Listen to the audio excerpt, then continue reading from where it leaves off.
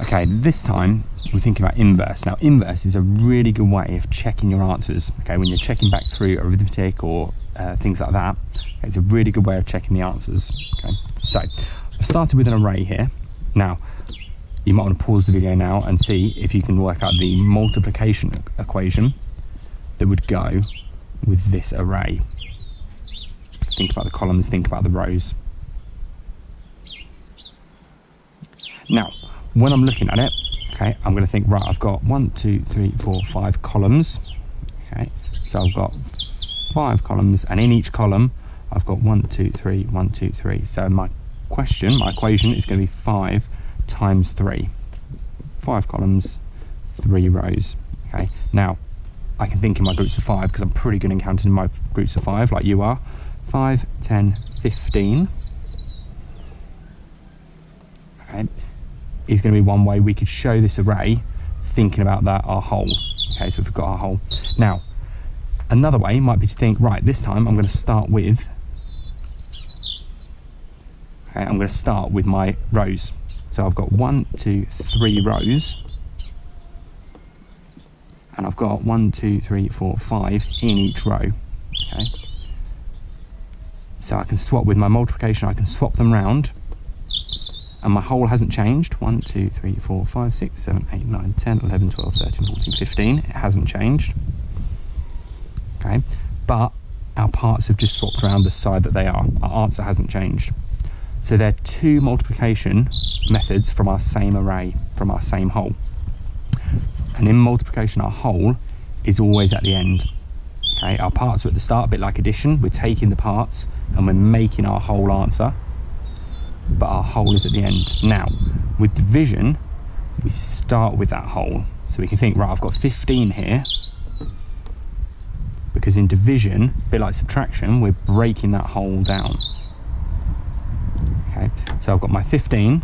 Now I'm going to divide it into my groups of 5 first of all. Okay, so from my array, I can see that I've got a group of 5 here, a group of 5 here, and I've got a group of 5 here. Okay. So 15 divided into groups of 5 gives me 3 groups. Okay, so my answer is 3, and we can check that using our multiplication. Okay, we could have swapped that round and thought, right, so 15 divided by 5 is 3. Well, then 3 times 5 must equal 15, and we know that it does. Okay, so we can check them there. I'll show you the sort of problems that this is really useful for in a moment. And then our final divide, I'm going to start just another array because it's going to get a bit fiddly. 2, 3, 4, 5. 1, 2, 3, 4, 5. Okay, I'm going to start again with my whole. So I've got my whole as 15. But this time, instead of putting it into groups of 5, I'm going to put it into groups of 3. There's one group of 3, 2 group of 3.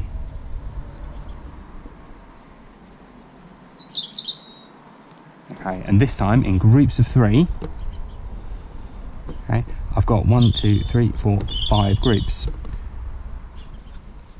So although we can't swap these parts around, okay, they've almost swapped around in the answer.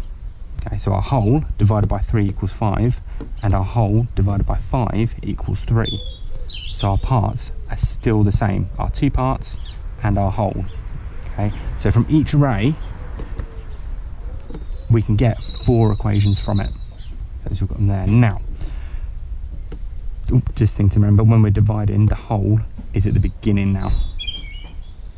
Okay, and when we're multiplying, our whole is at the end, because we're taking the parts, putting them together, and dividing, we're taking the whole and we're sharing it out. So we've got them there. Now, you might come across problems that look a little bit like this. Okay, they're not always giving you a nice, easy format. So you might have a problem like 35 divided by something equals 5. Okay, so you've got them there. And I'll give you another one. You might have something divided by 9 equals 5. Okay. Now, if we think about these parts, okay, we know when we're dividing, our whole is at the beginning. Okay, so we can think of that whole at the beginning. That's not going to change with our division. Okay, but what we know does change is our parts on this side. So what we can do with this equation is we can keep our 35 here, but because this is one of our parts and we're still going to have the same sort of parts, we can put that 5 here and put our answer at the end. And now this equation is looking much more like what we're used to seeing. Okay, so thinking about those 4 different ways you can write the equation makes it easier for sorting that equation out.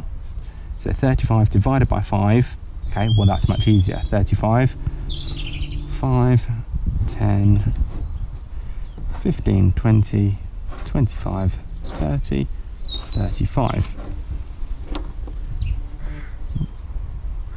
Let's have a little bit of space there. Okay, 5, 10, 15, 20, 25, 30, 35. Okay, 1, 2, 3, 4, 5, 6, 7 groups of 5. Okay, now we could always check that again by thinking, right, if 35 divided by 5 is 7, then 7 times 5 should be 35. Okay, 5, 10, 15, 20, 25, 30, 35. It is. Excellent. Okay, so being able to move those numbers around and think about that inverse is really, really useful. I'll do one more example just down here. So this time my missing number's at the start. Okay, so if it's a divide, our missing number is going to be our whole. So we're given the parts, that's our whole. We're given our parts there.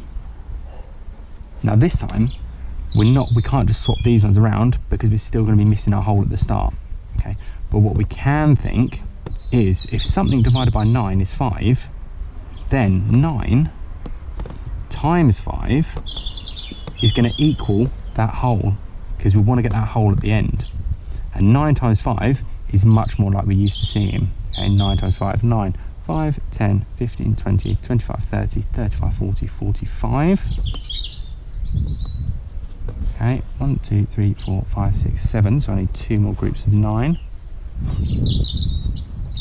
Okay, it's going to be 5, 10, 15, 20, 25, 30, 35, 40, 45. So we've checked it on here. Okay, it makes more sense.